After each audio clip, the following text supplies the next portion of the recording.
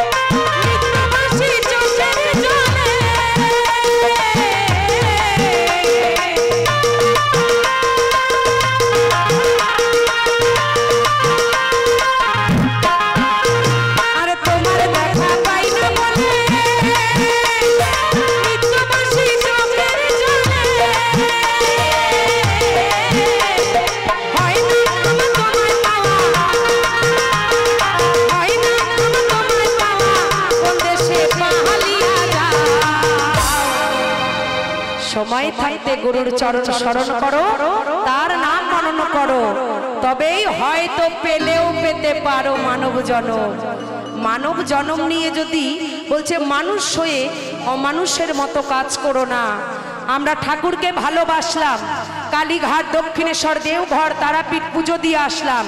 যেমন গতকাল রাস্তা থেকে যাচ্ছি, একজন বিশাল নামি দামি মানুষ, আমি কারো নাম ধরে বলবো না, বিশাল একজন নামি দামি মানুষ, সুন্দর সাদা পোশাক পরে, হাতে 4খানা সোনার আংটি, গলায় 3খানা সোনার চেন, ভালো চোখে চশমা, সবে মাত্র তারাপীঠ থেকে পুজো দিয়ে তার 4 চাকা থেকে নেমেছে।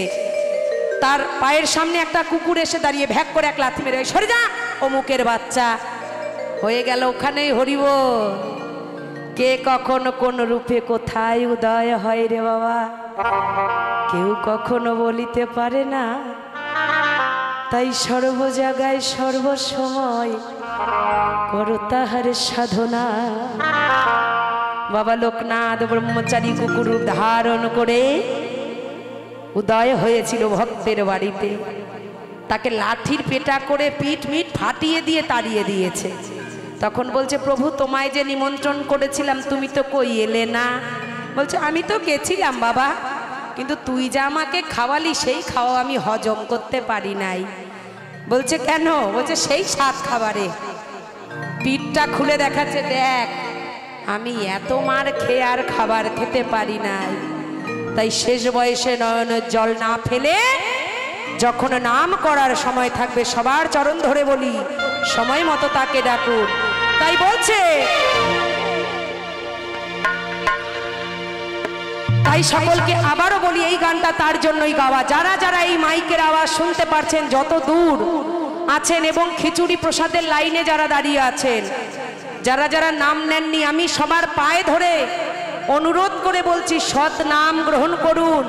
ঠাকুর আমার বাঁচা বাড়ার পথ শিখায়। অন্যের অভাব থাকবে না, বস্ত্রের অভাব থাকবে না, কিচ্ছু চাইতে হবে না। এর নাম পরম পিতা, পরম দয়াল। তাই কি বলছে, ওই তোমার দেখা পাই না বলে